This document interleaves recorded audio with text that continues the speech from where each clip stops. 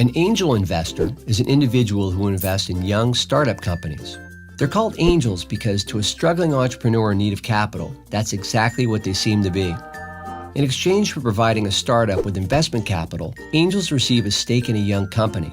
And since they're getting involved before everyone else, that stake can be significant. Historically, to be an angel, you needed to be what's called an accredited investor. According to current SEC regulations, in order to be considered accredited, you need to have a net worth of at least $1 million, or you need to earn at least $200,000 in annual income, or $300,000 if combined with your spouse. But in the very near future, this will no longer be the case. Very soon, due to a new set of laws known as the Jobs Act, everyone, regardless of their income or net worth, will have the chance to become an angel.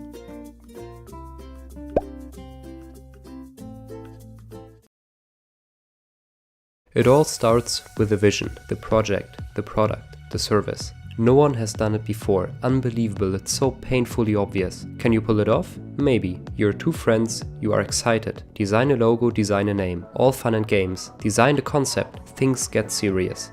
You decide to make this a company.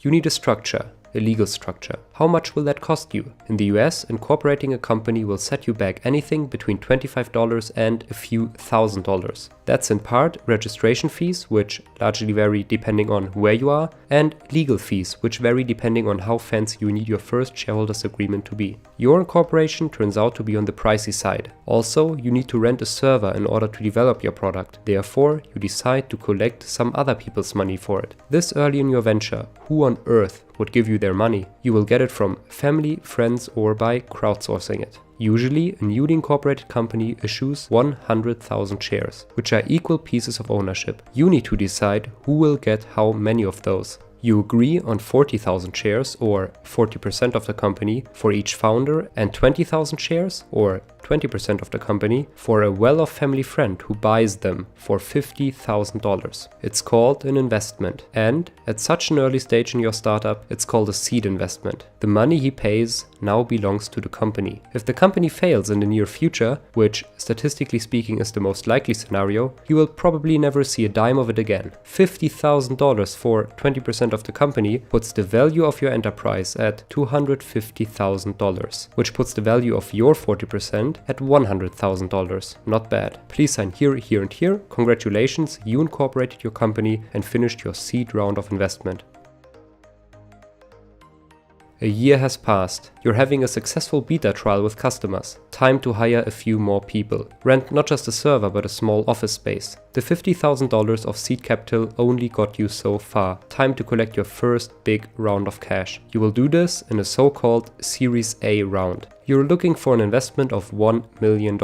This time, you're contacting angel investors and venture capitalists, also called VCs. VCs are people who work for venture capital firms, which raise venture capital funds. They take other people's money, which they then invest into young, risky companies, such as yours. Angel investors are individuals who professionally invest their own money into young companies. Often, they successfully sold their own startup many years ago and are now looking to support early ventures. You contacted a few VCs and angels. Some of them you found online, some you got in touch with via friends and colleagues. You sent them mails, you sent them a business plan. Usually they don't care much for the business plan. They want to see the team. Is it competent? The idea. Is it special? They know it's not easy. What have you already achieved? Is it promising? What could you achieve? Can you dream big? You set up some Skype calls. A bit of small talk, a lot of business talk. Describe the vision. Easy. You've done it countless times by now. They ask you tough questions. Have you heard of that other startup which does a similar thing? How are you different? You spark interest. You have second calls. You have third calls. You meet them in person. They might invest. Time to talk valuation. There is pre-money valuation and post-money valuation. The pre-money valuation of your startup is how you currently value it. The post-money valuation is the pre-money valuation plus the investment you're looking to collect. This is usually the one that you reference when you negotiate, because the investment divided by the post-money valuation equals to the investor's share in your startup. Investors want a low post-money valuation to get more for their money. You want a high post-money valuation to keep a larger share. You suggest a post-money valuation of $8 million.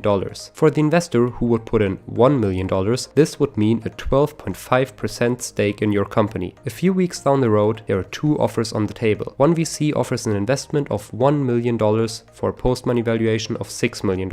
An angel investor you talk to offers to invest $500,000 for a $5 million post-money valuation. The offer of the venture capitalist sounds like the better deal, but the angel has great connections in the industry. It's called smart money. What do? You decide to go for both. You tell the angel that you have a standing offer of $6 million post-money valuation, but you would really love to have her on board. She agrees to invest at a $6 million post-money valuation. Great. How's the cake split this time? Let's do the math. Together, the VC and the angel will put in a total of $1.5 million into your business for a $6 million post-money valuation. This means that they will own 25% of the company. You, your co-founder, and your family friend used to own 100% together. With the new investors coming on board, you will be diluted. After the Series A investment, your cumulative share will only add up to 75% of the company. This dilution happens proportionally. Does this mean that you have fewer shares now? No. Here's how it works. Just like your company issued the first 100,000 shares when you incorporated it, it will now issue more shares for the new investors to buy. A company can create shares just like a central bank can print money. The total number of shares of the company just changes, while your number of shares remains the same. How many shares does the company issue? If 100,000 shares are now only 75% of the company, it means that 100% of the company will now be equivalent to 133,000 shares. Therefore, the investors receive 33,000 newly issued shares for their investment. Since they pay $1.5 million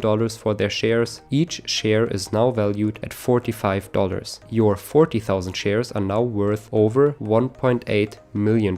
Congrats! This whole process of a company issuing new shares to receive cash is called a capital raise. If things go well, the Series A won't be the last capital raise of your startup. There will be a Series B, a Series C, a Series D, and so on. For each investment round, the company valuation will hopefully increase. Also, each time your company takes in new cash from investors, you will be further diluted. Remember how I said that your number of shares remains the same though? I lied. Actually, there will usually be stock splits along the way, which convert each single share anyone holds into multiple shares. Hence, your number of shares is doubled or tripled every now and then, along with everyone else's. The purpose of this and many other things that are determined in the term sheet are a story for next time. You don't care much for legal work anyway. Your primary interest is in growing your business, which is now on track to reach new heights.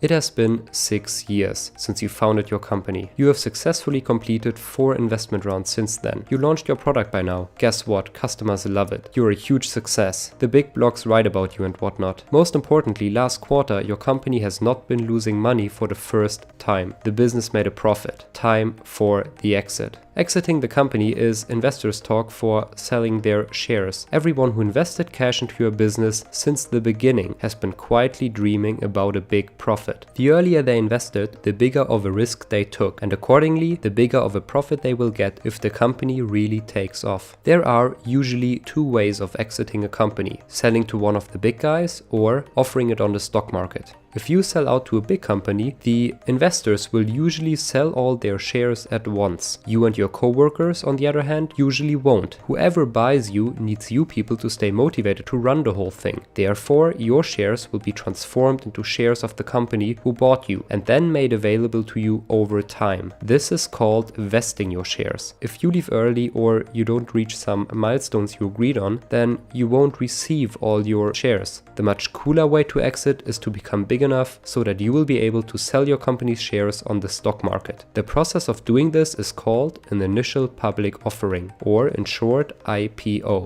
What's an IPO? What's an IPO? I still don't know what an IPO is. Don't believe Martin Scorsese. How it works is painfully easy. In essence, an IPO is just another capital raise. Once again, your company will issue new shares, only that the investor who buys them this time is neither an angel nor VC. It's the public. The day you go public, your company dumps a bunch of new shares on the stock market. From then on, people can buy and sell them among themselves. Furthermore, you now hold tradable paper, almost as good as cash, the price of which goes up and down every day. You can sell your stock into the stock market at market price anytime, with the exception of IPO lockup periods, which are a topic for another time. You floated the shares at a starting price of $64 and they shot up to over $70 on the first day of trading. Due to stock splits you did along the way, you are now sitting on $10 million million shares of your company. Your personal wealth is over $700 million.